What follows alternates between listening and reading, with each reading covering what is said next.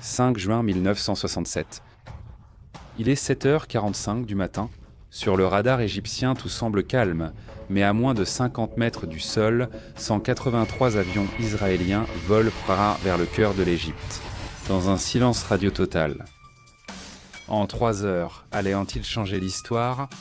C'était l'opération FOCUS ou MOCET, l'attaque aérienne la plus précise et dévastatrice du Moyen-Orient. Une opération qui a fait de l'armée de l'air israélienne une légende et qui, en 6 jours, a bouleversé la carte du monde arabe.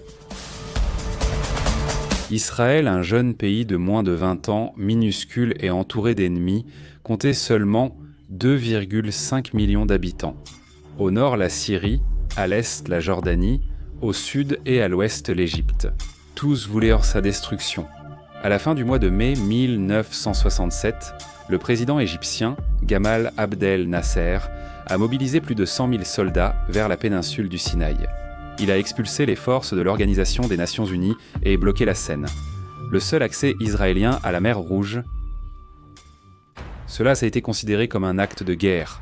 La Syrie et la Jordanie ont signé des pactes de défense mutuelle avec l'Égypte. Le discours arabe était unanime.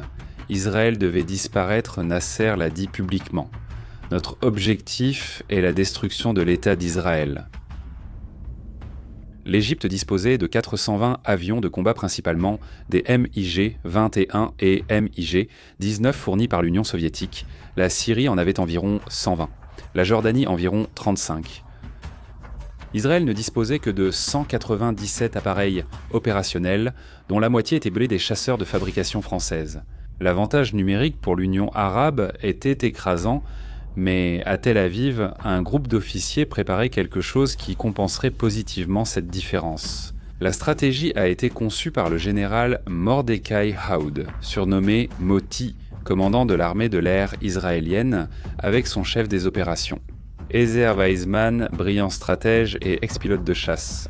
Son idée, audacieuse à l'extrême, était de détruire toutes les forces aériennes ennemies avant leur décollage.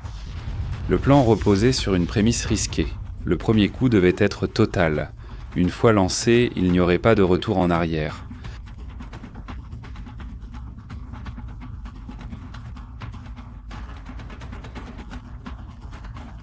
Il devait être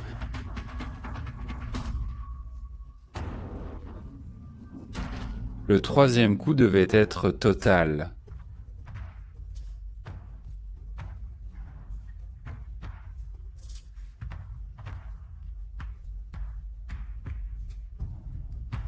C'était 30 minutes d'or, 30 minutes de vulnérabilité totale.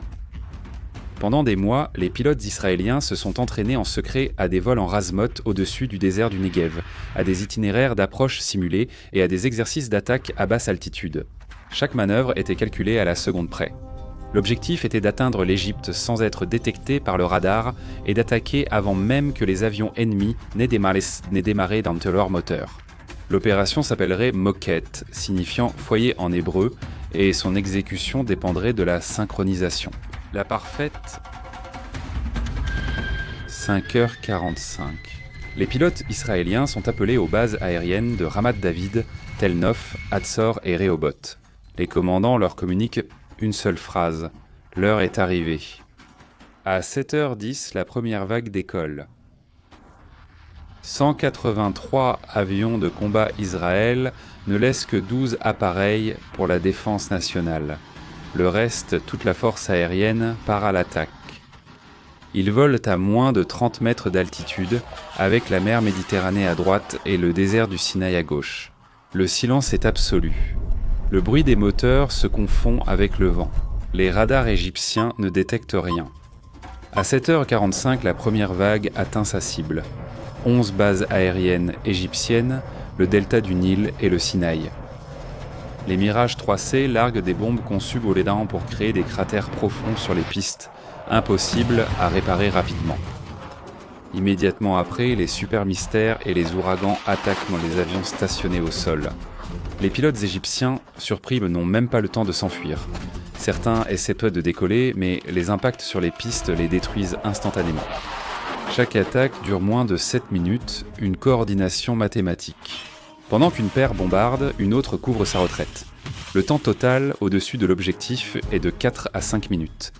À 8 heures du matin, les tours de contrôle égyptiennes commencent à transmettre des messages confus. Les radars tombent en panne, les avions ne répondent pas et les pistes sont détruites.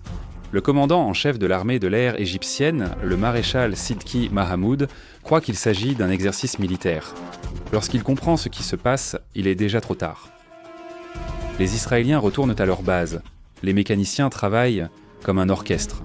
Chaque avion est ravitaillé et réarmé en 7 minutes et demie, un record absolu. En moins de 20 minutes, les appareils sont de nouveau en vol. La deuxième vague décolle entre 8h30 et 9h du matin. Cette fois, ils attaquent beaucoup d'autres bases égyptiennes. Luxor, Beni Suef, le Caire Ouest et Com au Chine.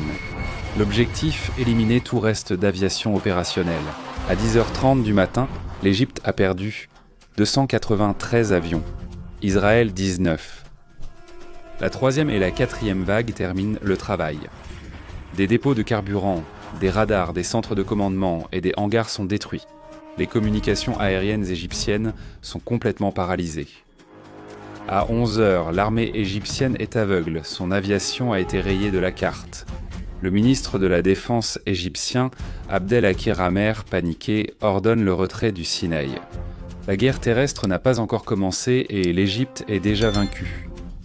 Le succès de Mokeb ne se limite pas à l'Égypte, Israël sait aussi que la Syrie et la Jordanie attaqueront. À 11h35, les radars israéliens détectent une activité au-dessus de Jérusalem. Le roi Hussein de Jordanie a ordonné de bombarder la ville. En réponse, l'armée de l'air israélienne lance la deuxième phase. Les bases jordaniennes de Bekashtan, de Makraj et d'Amman sont attaquées avec la même précision chirurgicale. En moins d'une heure, 50 avions jordaniens sont détruits. La Syrie profite du chaos pour bombarder Haïfa et Tibériade. Israël réplique pour l'instant, les Mirages franchissent le Golan et frappent les bases de main de Damas, de Mir et Mézé. Les pilotes syriens sont désorganisés, ils parviennent à peine à décoller. À 12h30, la supériorité aérienne israélienne est totale. L'Égypte, la Jordanie et la Syrie ont perdu près de 450 appareils en une seule journée.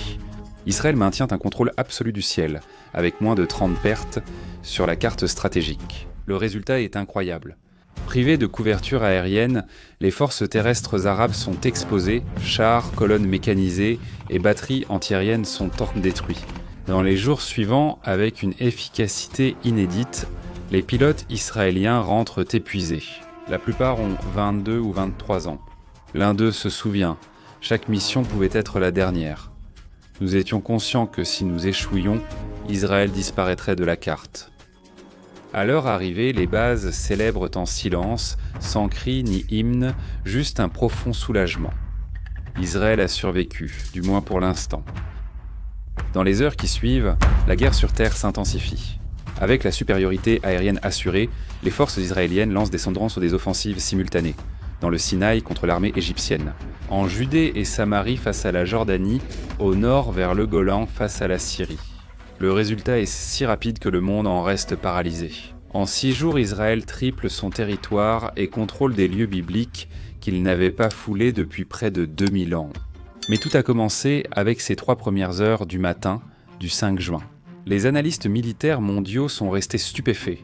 Jamais une si petite force aérienne n'avait eu un tel impact stratégique. L'opération Focus est désormais étudiée obligatoirement dans les académies militaires.